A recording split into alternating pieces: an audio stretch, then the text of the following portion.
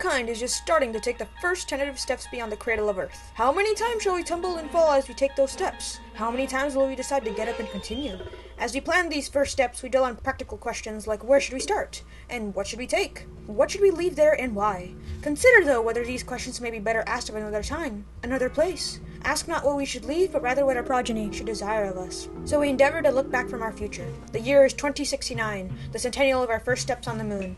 The place is Moon Base Beta, situated on the Twilight rim of the Piri crater at the lunar North Pole. Population, 327 people, 1,100 plus robots, and 42 AIs. The fledgling colony had an early boost with massive support from Earth, while the threat of the Fenrir impact remained high. Now that Aegis will likely succeed, the homeworld's commitment to humanity's backup plan is waning. Yet, the citizens of Luna remain devoted to achieving a self-sustaining role in the solar economy. The first child born on the moon, now 12 years old, has completed a school report for a centennial project, submitted here for your approval, in the Twilight Rim. Hi, this is Tycho Tiberius Craniumsky, and this is why we need the Earth to continue supporting the people of the moon. First, we are visiting Phil B. Joe, lead prospector and operator at Halliburton Aquaforest ice mining plant at Spindlebottom. Hello, Mr. Joe. Could you explain to us the problems of your job?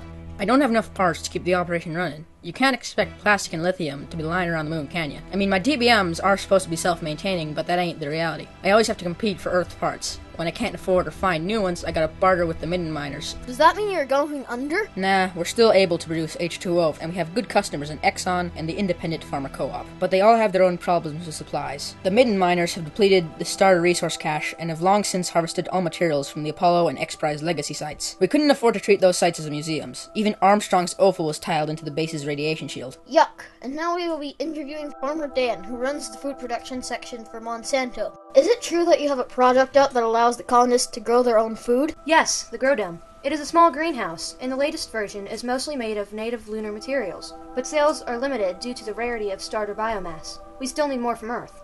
There should have been a greater emphasis on caching these materials before we started moving here. And we're running out of robo-bees, and don't yet have the ability to make our own. Most of our production still comes from the algae and bacteria reactors. Not great food, but compact and simpler to operate. Well, thank you for your time. Now we shall meet Builderbot Bob, who heads the local Chimizu construction concern. Can you explain to us the ideas behind lunar construction? We couldn't exactly bring bricks and 2x4s, so we decided on a simple but efficient sprayed glass endoshell lining of the older tunnels left behind by the ice mining TBMs. The glass is a byproduct of metal ore processing, so relatively cheap versus Earth materials. Personal dwellings and other facilities like hotels, bioreactors, maintenance shops, and administrative offices were all constructed and connected this way. We really had no other choice. Why not? Like in a strategy game, small increases in supplies early on would have resulted in huge momentum building changes over time. We would have many more options as we laid the foundations for a frail yet also versatile human compatriots to join us here. We could have been self-sufficient by now if we started the missing maths program earlier and hadn't been delayed by the legacy artifact preservationists. So you didn't get all you wanted? No, but I guess you might find we at least got what we needed. There you have it, ladies and gentlemen of the Earth. Project Phoenix is an astounding leap into space. You might feel like you don't desperately need it anymore, but Phoenix is still the primary insurance policy for continuation of the human race, and Moon Base Beta is still the leading gateway to the solar system. We are beta testing humankind's ability to live extraterrestrial, and while we can't go fully independent anytime soon, this effort might one day save our species. Please don't give up on us yet. I, for one, have no place else to go.